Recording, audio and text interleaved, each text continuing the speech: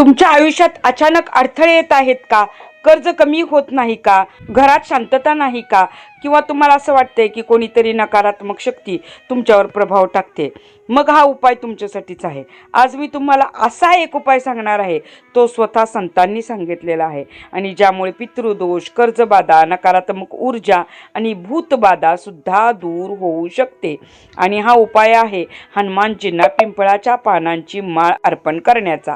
हा उपाय फक्त 7 मंगळवार करा आणि बदल स्वतः अनुभवा. हा उपाय विशेषतः खालील लोकांसाठी आहे: ज्यांना पितृदोष आहे, जे कर्जाच्या ओझ्याखाली दबले आहेत, ज्यांच्यावर काही तांत्रिक प्रयोग झाले आहेत, अशी शंका आहे, ज्यांना सतत भीती, अस्वस्थता किंवा नकारात्मक ऊर्जा जाणवते, ज्यांच्या घरात वारंवार भांडणं होतात, जे कोणत्याही संकटातून मुक्ती शोधत आहेत. हा उपाय श्रद्धेने आणि नियमाने केल्यास नक्की परिणाम होतो, तुम्हाला नक्की फळ मिळते. हा उपाय बघूया. आता स्टेप बघूया. पहिली, सोमवारी परवानगी घेणे. सोमवारी पिंपळाच्या झाडाजवळ जा, झाडाला पाणी अर्पण करा आणि मनात नम्रतेने बोला: हे पवित्र पिंपळ वृक्ष, मी उद्या तुमची पाने हनुमानजींच्या पूजेसाठी घेणार आहे, कृपया मला परवानगी द्या. झाडाला देवता स्वरूप मानून आदराने वागा. झाड शक्यतो देवळाच्या परिसरातीलच असू दे. ही भावना तुमच्या उपायाला शक्ती देते. मंगळवारी सकाळी सूर्योदयाच्या आधी किंवा लगेच जा. 11 कोळी आणि अखंड ताजी पाने तोडा. पाने तोडताना मनात जय हनुमान किंवा श्रीराम जय राम जय जय राम हा जप करा. जोरात पाने तोडू नका, ओरबडू नका, प्रेमाने घ्या.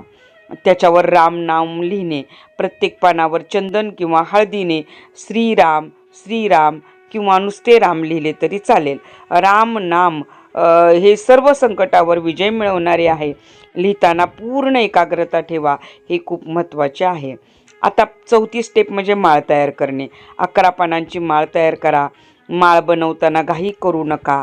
प्रत्येक पान म्हणजे तुमची एक समस्या आहे, ती हनुमानजीकडे सोपवत आहात असे समजा. 5वी स्टेप, हनुमानजींना अर्पण करणे.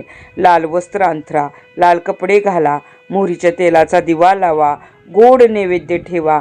हनुमानजींना जास्वंदी फूल, सिंदूर अर्पण करा, त्यामुळे त्यांची अधिक कृपा मिळते. आणि मग हनुमानजींना माळा अर्पण करा. 6वी स्टेप, संकल्प. हातात एक नाणे आणि फूल घ्या आणि हा संकल्प बोला: माझे नाव, माझ्या या समस्येपासून मुक्ती होण्यासाठी मी हा उपाय करत आहे. संकल्प जितका स्पष्ट बोलाल, तितकाच त्याचा परिणामही जलद होईल. 7वी स्टेप म्हणजे हनुमान चालीसा 5 वेळा. 5 वेळा तिथेच बसून हनुमान चालीसा म्हणा. जर शक्य असेल तर रोज 1 वेळा चालीसा वाचा, परिणाम खूप जास्त वाढतो. आता अंतिम प्रार्थना बघा बरं. 8वी स्टेप, हात जोडून मारुतीरायांना प्रार्थना करा. मनात चित्र तयार करा: हनुमानजी तुमचे सर्व संकट दूर करत आहेत. जसे श्रीरामांच्यावरील संकट दूर करण्यासाठी त्यांनी पूर्ण पर्वत उचलून आणला आणि लक्ष्मणजींना जीवदान दिले, तसे ते तुमचे संकट दूर करण्यासाठी धावत येत आहे, असे चित्र मनात डोळ्यासमोर उभे करा. सोमवारी पाणी अर्पण करून त्यांची परवानगी मागायची. मंगळवारी 11 पाने राम लिहायचं, माळ तयार करायची, हनुमानजींना अर्पण करायची, 5 वेळा चालीसा वाचायची. हा उपाय कमीत कमी 7 मंगळवार करायचा आहे, 7 वेळा फिक्स.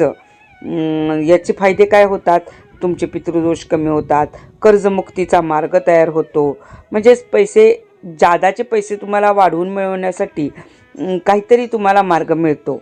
घरात शांतता वाढते, भीती, एन्झायटी कमी होते, नकारात्मक ऊर्जा पूर्णपणे नष्ट होते, आत्मविश्वासाने धैर्य वाढतं, अचानक येणारे अडथळे कमी होतात, नोकरी आणि व्यवसायात सुधारणा दिसते. आता सूचना काय आहेत? सात्विक आहार घ्या. या दरम्यान 7 आठवडे तुम्हाला, म्हणजे 7 मंगळवार म्हणजे 7 आठवडे तुम्हाला कांदा, लसूण, मांस, मद्य टाळायचा आहे. शक्य झाल्यास ब्रह्मचर्य पाळा. राग, एखाद्याला शिव्या देणं, शाप देणं, नकारात्मक विचार यांचा त्याग करायचा आहे. आणि ह्या उपायावर महत्त्वाचं सगळ्यात म्हणजे श्रद्धा ठेवायची आहे, कारण ही अंधश्रद्धा नाही. हे अनेक लोकांनी करून पाहिलेला उपाय आहे. अजूनही तुम्ही मोठ्या मंदिरामध्ये मारुतीरायांच्या गेलात तर तिथं मारुतीरायांच्या गळ्यात अशी एक तरी माळ तुम्हाला दिसतेच. म्हणून श्रद्धा आणि विश्वास खूप महत्त्वाचा आहे.